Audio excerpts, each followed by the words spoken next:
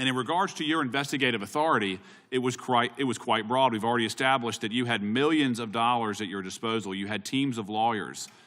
You had total subpoena power. You used campaign officials as witnesses. You subpoenaed millions of documents. You had civilian witnesses. You had political leaders. You had campaign officials that worked with the president, folks who were in the room. And after all of this, sir, you charged a conspiracy, and notably absent, there was no insurrection charged. There was no seditious conspiracy charged. And there was only one defendant, correct? Donald Trump. That is correct. Despite 6 co-conspirators identified in the indictment, only one person was charged. Is that correct? Yes.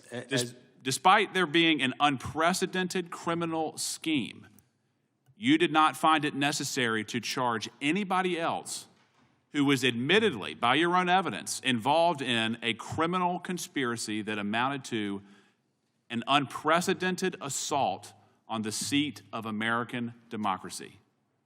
Yes. At the time of the conclusion of our work, my lawyers had believed that we did have proof to charge other people.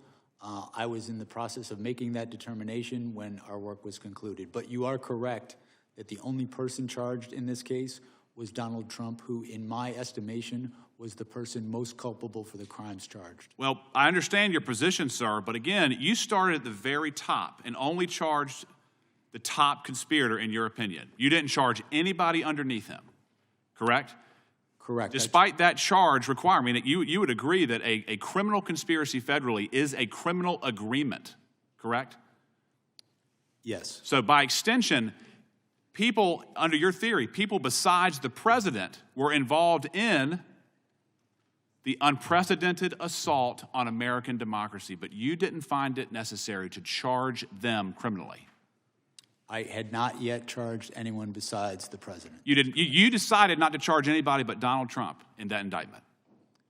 Consistent with the federal principles of prosecution, which emphasize the degree of someone's culpability in making a charging decision, Donald Trump is the person that was charged. I understand that. I understand your position, but you made the decision to charge one person and nobody else, correct?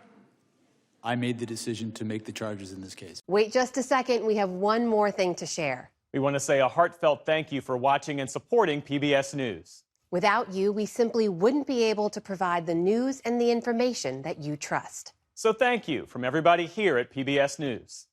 Support journalism you trust. Support PBS News. Donate now, or even better, start a monthly contribution today.